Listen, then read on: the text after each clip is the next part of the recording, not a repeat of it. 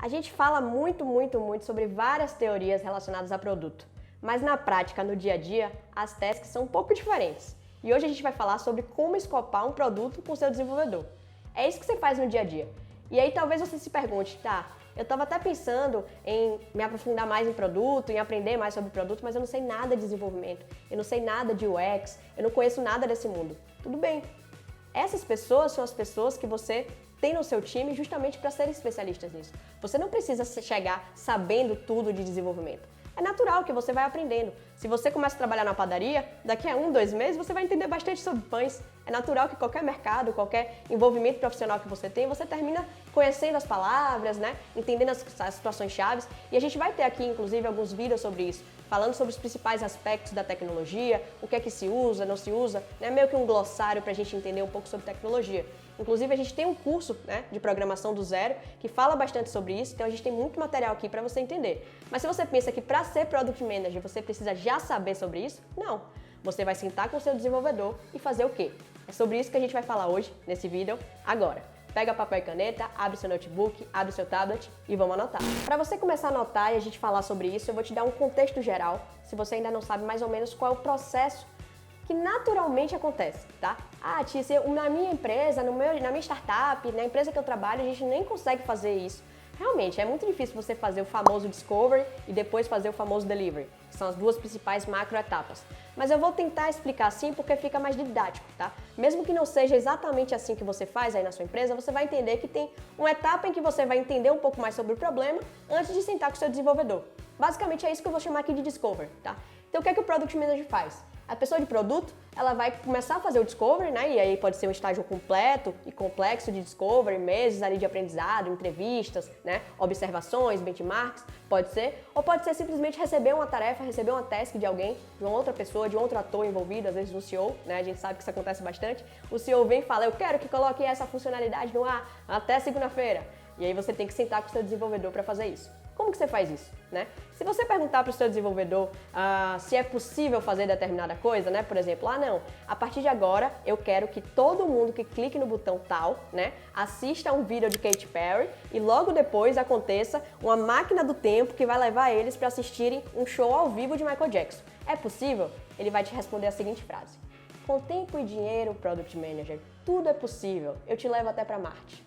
Quem já foi meu desenvolvedor, já trabalhou comigo, agora com certeza vai estar dando risada, porque eu realmente escutei e escuto muito isso, tá? Os desenvolvedores, eles geralmente, quando o Product Manager chega, ou um designer, chega e dá alguma ideia, eles sempre falam, com tempo e dinheiro eu te levo até para Marte, né? Mas esse é o ponto.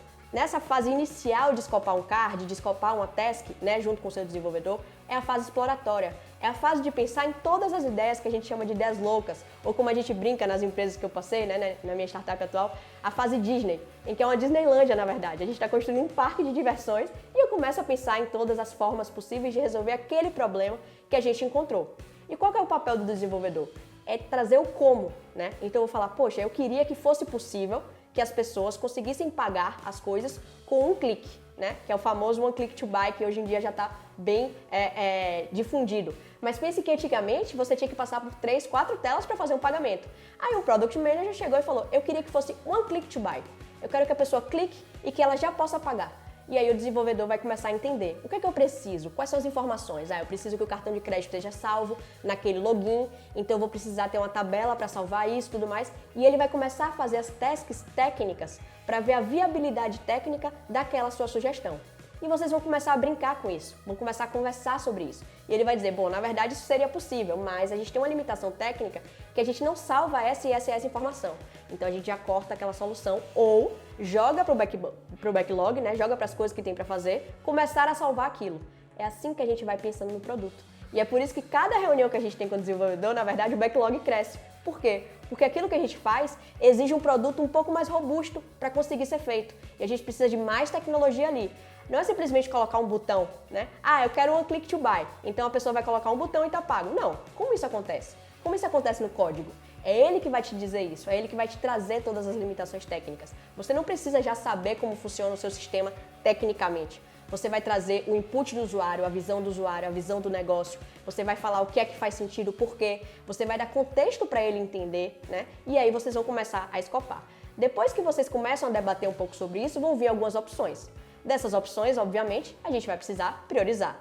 Então, antes de pensar em custo, né, antes de olhar quanto isso vai custar de tempo, de dinheiro, quantidade de devs alocados, a gente tem todo esse momento exploratório. Depois, a gente tem um foco realmente na prioridade. E aí existem diversas ferramentas que a gente pode ter, né? Tem a RICE, enfim, eu não vou nem citar aqui muitas metodologias para não ficar muito cheio de sigla, mas a gente tem várias formas de priorizar. E quando a gente prioriza o impacto, o custo, né? Quando a gente analisa se a gente tem time para envolver ou não, a gente vai chegar na melhor solução, que cabe ali numa sprint, né? Num tempo de 15 dias, de 7 dias, ou até o desenvolvedor vai falar, ok, mas avise a quem pediu que a gente vai precisar de 6 meses para estar no ar.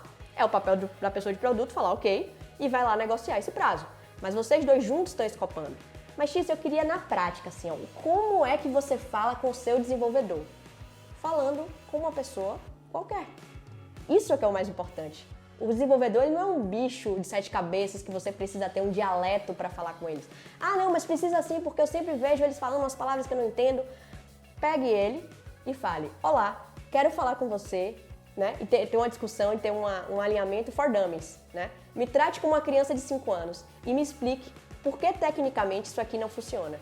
Eles se acabam de rir, eles têm o maior prazer do mundo em transformar aquele techniquez, que para eles é natural, numa linguagem que a gente entenda. É assim que a gente descobre um produto. É trazendo toda a parte exploratória, envolvendo o desenvolvedor e fazendo com que ele faça parte. Ele vai trazer todas as necessidades técnicas, isso é muito importante. Não é papel da pessoa de produto as tasks técnicas. A gente quebra os cards e quem especifica aqueles cards em tasks técnicas é a pessoa de desenvolvimento, geralmente o tech leader que está ali com você, mas cada squad, né, cada organização tem o seu princípio, tem a sua forma de fazer, tá? Mas quando a gente está falando de como escopar, né, o meu produto com o meu desenvolvedor, é trazendo ele para perto, falando para ele qual que é o desafio, a dor, apresentando todo o discovery para ele entender o que ele está fazendo e as soluções que a gente pensou. Ele vai pegar essas soluções e vai começar a pensar na infraestrutura que a gente tem, como é que ele conseguiria trazer isso para a prática. E aí vocês vão começar a debater. Vão debatendo até que vão chegar em algumas soluções, prioriza-se essas soluções, analisa toda a parte de infraestrutura, de capacity, se vocês têm servidores para isso, se o time de desenvolvimento, né, tem uma linguagem adequada para aquele tipo de feature que você quer fazer ou não.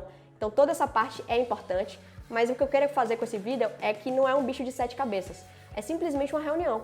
Uma reunião em que vocês vão falar sobre dor, vocês vão falar sobre solução, vocês vão priorizar, vai ter techniquez, mas você vai olhar para o seu desenvolvedor e vai falar, me explica como se fosse uma criança de 5 anos. Ele vai ter o maior prazer de te explicar, eles vão desenhar, eles adoram fazer, eles adoram interagir e cada vez mais as pessoas vão entendendo que na verdade o time de produto é uma coisa só. Não é time de produto, time de tecnologia, time de design.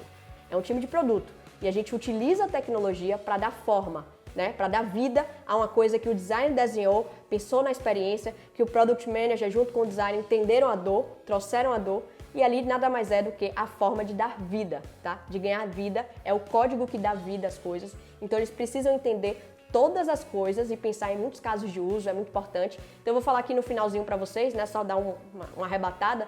No que é importante a gente pensar junto com o desenvolvedor, né? Então a gente precisa pensar quais são os requerimentos, quais são as necessidades, aquela funcionalidade precisa ter, o que é que ela precisa fazer, né, na prática ali. Então o que é que a gente precisa no mínimo, que é o que a gente brinca às vezes de critério de aceite, né? Então no mínimo para aceitar aquela task como feita, ela precisa estar fazendo isso. A gente tem que pensar nos casos de uso, né? Nos casos de erro. Então, quando a gente vai começar a especificar o card, tá? Então, eu escopei o produto, pensei mais ou menos do que ele vai ser, vou começar a quebrar aquilo ali em atividades. E nessas atividades que eu vou passar para ele, eu vou começar a trazer requerimentos de produto, eu vou começar a trazer casos de uso, explicar, né, na prática como é aquilo ali, né, aonde é que aquela pessoa vai usar. Então, por exemplo, se a pessoa vai usar o ar livre, né, eles vão se preocupar com a iluminação. Poxa, mas será que é uma solução tecnológica é a melhor? Não é melhor uma coisa impressa, né? E aí vocês já começam a viajar se a melhor opção é usar uma coisa tecnológica. Então, isso é muito importante. Casos de uso, critérios de aceite, riscos mapeados ali, né? Mapa de erros, tudo isso vai sendo construído entre você, o designer, o desenvolvedor, depende muito do time, né? Ou entre você e o desenvolvedor. Então, é importante que vocês naturalizem a reunião com os desenvolvedores, que vocês tornem isso algo comum no dia a dia de vocês. E é mais ou menos assim que a gente pode trabalhar no Scope. A gente vai trazer mais vídeos, mais materiais, cada vez mais práticos e pragmáticos, mas eu acho que essa foi uma boa introdução para você entender que não tem que saber nada de techniquez, não tem que saber nada de programação para ser um Product Manager. Na verdade, você tem que trazer para perto quem sabe muito e conseguir juntos encontrar uma solução ali, né? Uma solução melhor para o usuário.